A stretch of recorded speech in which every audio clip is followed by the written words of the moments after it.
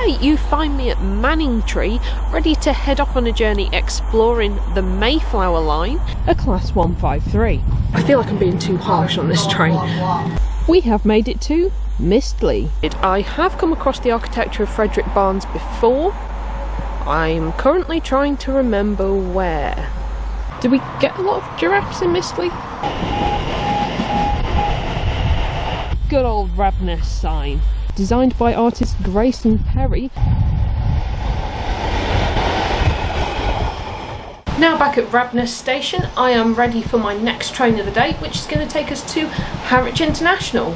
As you can tell from the name, things come and go from Harwich International internationally.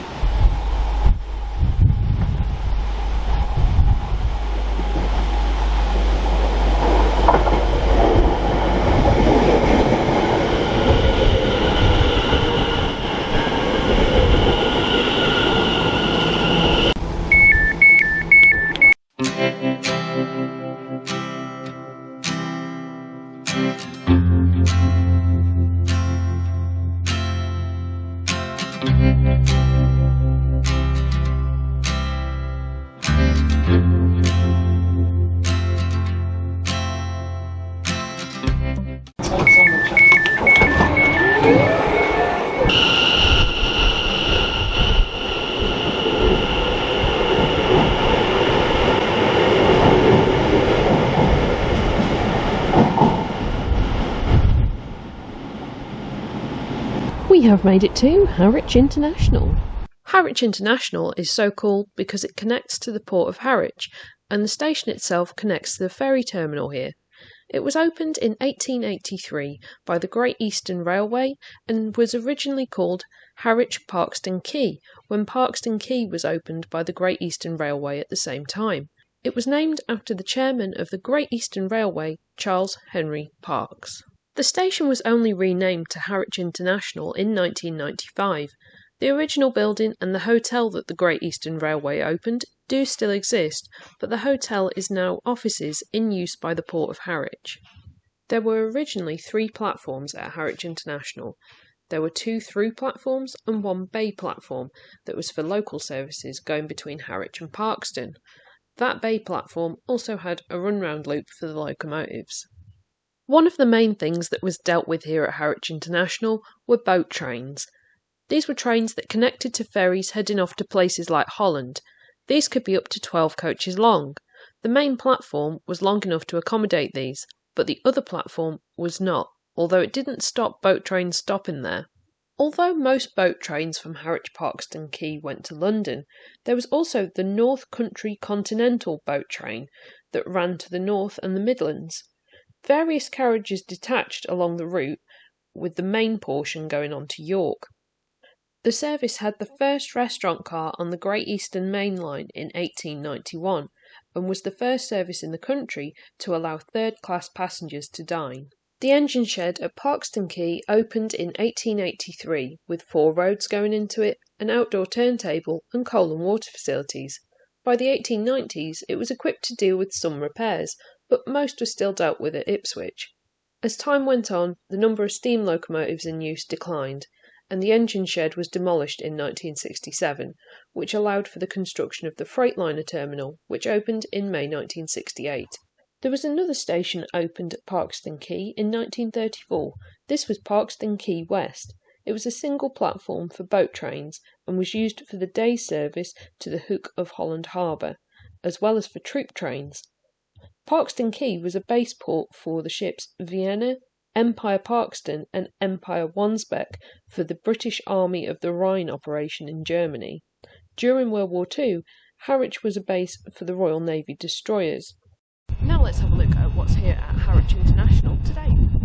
As you can see, we have still got 3 platforms here, 2 through platforms, and here's the bay.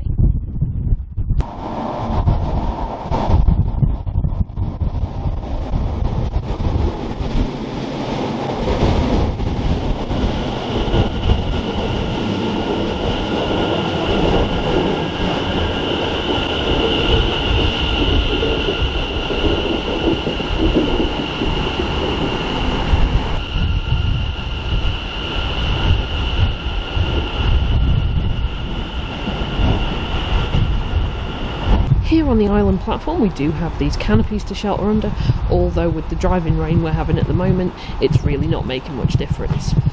And over there I spy a footbridge to get over to the other platform, so let's head over there. Oh, and on the way there's a ticket machine.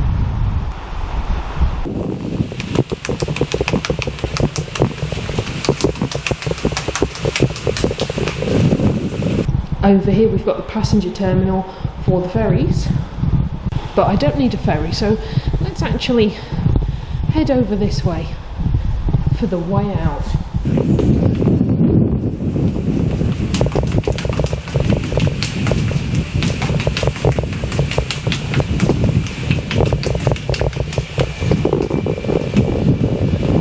We have some information about Harwich International Port next to this beautiful mural of some locomotives and some ships, of course. Heading out this way into the rain, we have got the car park, and over yonder we've got border force and such like. Let's head down the level access ramp and see what we can find outside of Harwich International. So here we've got the station building, looking lovely in this horrendous rain. As you can see from out here, we've still got the original station building, which is now the ferry terminal. Exit and shops this way.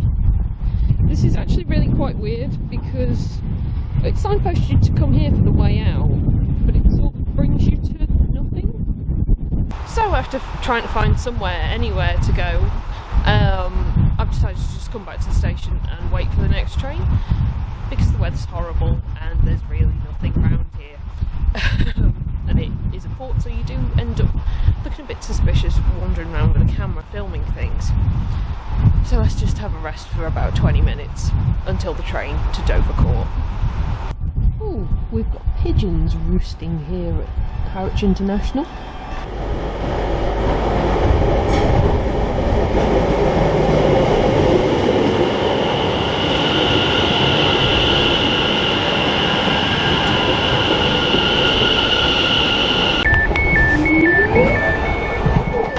Welcome to this service for Harwich Town. We will be calling at Dovercourt and Harwich Town. The next stop will be Dovercourt.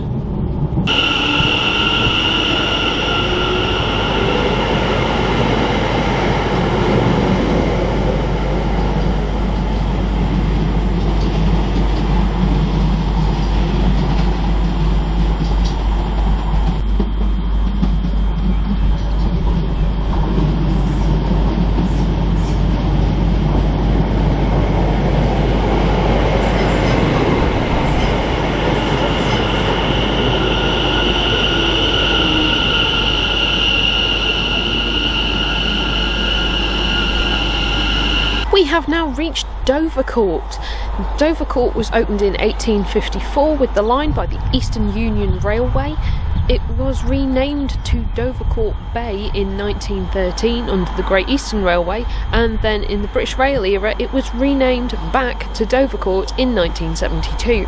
The station did have 2 platforms originally, but it is now reduced to just one, the old up platform.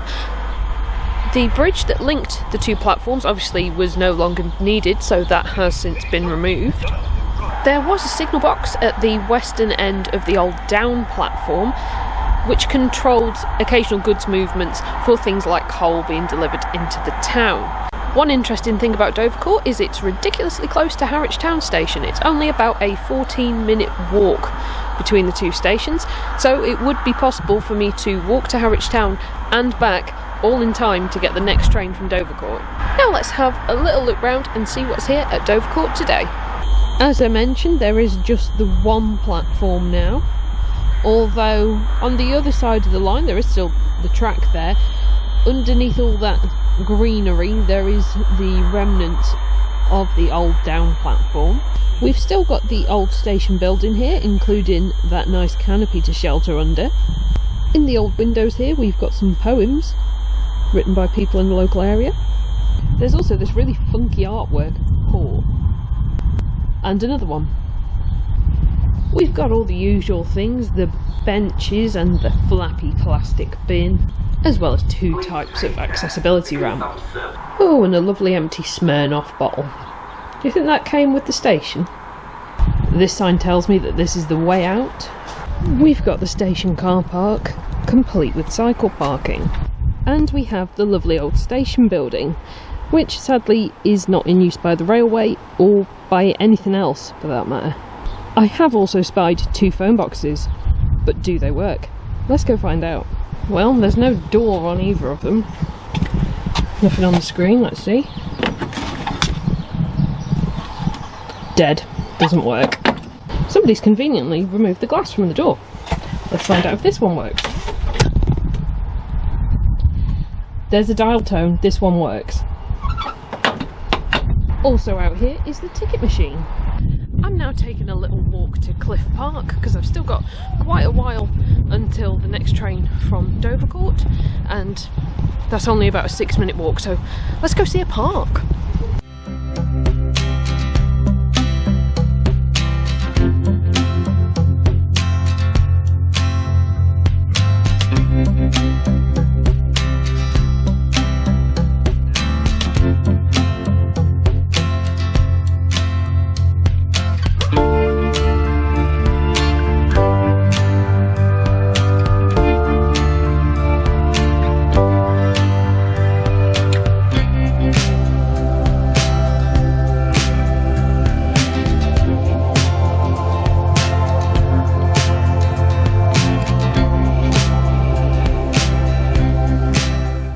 While I was at the park, I found this sign about Dovercourt Spa. It stood on the site and opened in 1854 to coincide with the arrival of the railways into Harwich. This brought hundreds of people in to drink the waters from Chalybeate Spring, which was known to exist here before 1670. Sadly, the spa, along with its museum and reading room, were demolished at some point during the First World War after the medical officer was concerned about the purity of the water. There is a little bit of text below this to say that you can see the tiles from the spa outside of the beach huts down on the parade. So let's go and see if we can find those. Although it does seem like they've tried to paint over these words, so maybe the tiles aren't there anymore. I'm not seeing anything resembling those sort of tiles in front of the beach huts, unfortunately. So it looks like I was right, and the words being essentially Tipex over means that those tiles are now gone, which is a real shame. So I'd have liked to have seen what those were like. Anyway, it's time to head back to Dovercourt Station, because we've not got long until the train to Harwich Town.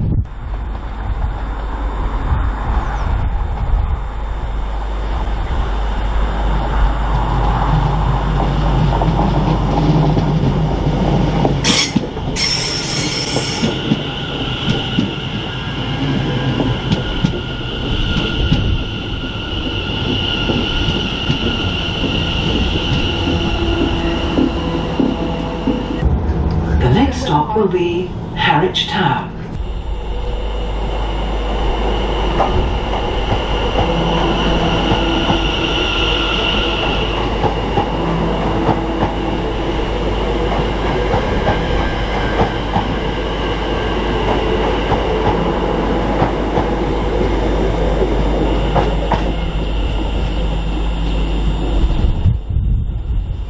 We have now made it to Harwich Town Station, the last station on our trip today.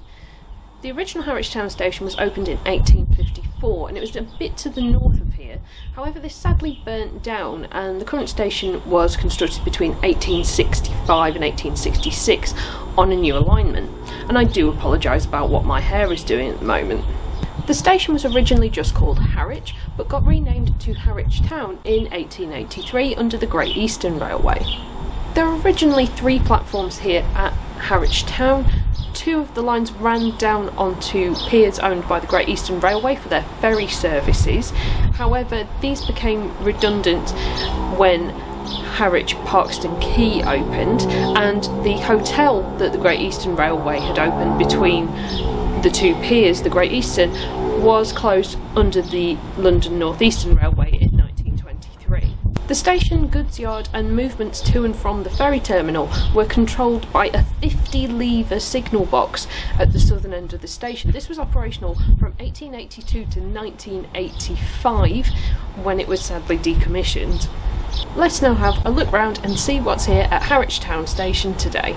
We've just got the one platform now.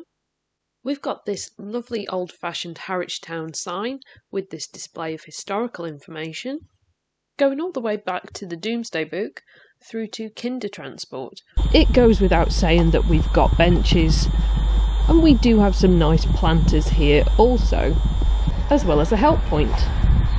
Heading out of the station, we've got Harwich Bus Station, and I think this is supposed to be the station car park, but I'm not sure.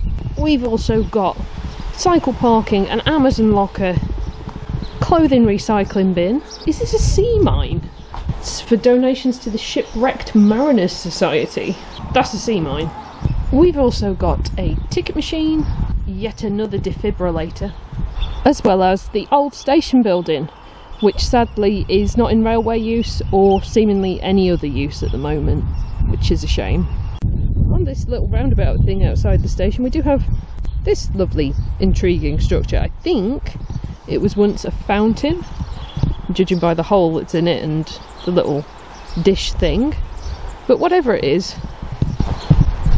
it's very nice. So now we've had that little look around the station, I'm going to head off into Harwich and see what there is to see before my next train.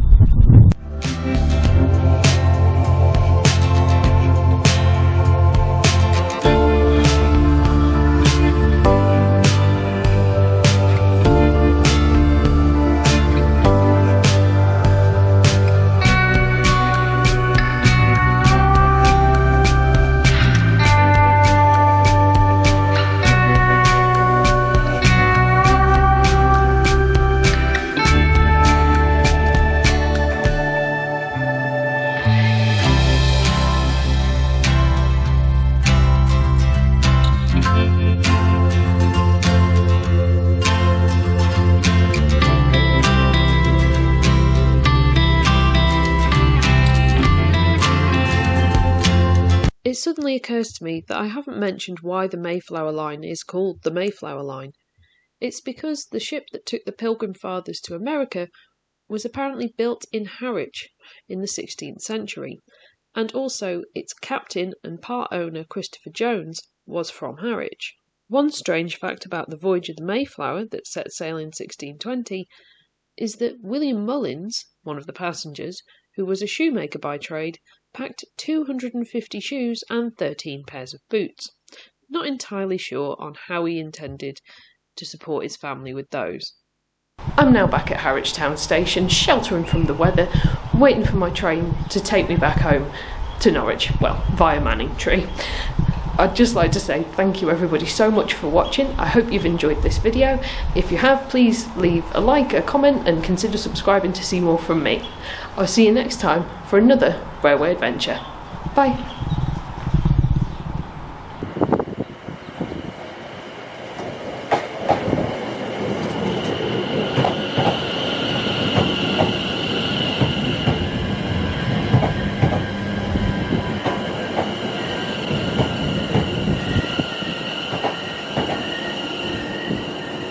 Now on board my final class 720 of the day, which is the same 720 it's been all day. I am the only person so far to have got on at Harwich Town. I'll see if that changes in the next sort of 2 minutes before we leave, but just me so far. I can hear some voices further down the train, but I've got this entire carriage to myself. I can do things without being judged. This means Brian can give his rating of the 720s. What do you reckon? He gives him 3 carrots. The gangways are narrow because of the 3x2 seating arrangement, and the seats could be a lot comfier, but they're still a nice train in a lot of ways, such as the moquette and the fact that they're operated by Greater Anglia. As always, an extra special shout out to all of my patrons and channel members and everybody who donates to me on Ko-fi. You really do keep this channel going. It really is the end of the video this time. The next stop will be Dovercourt.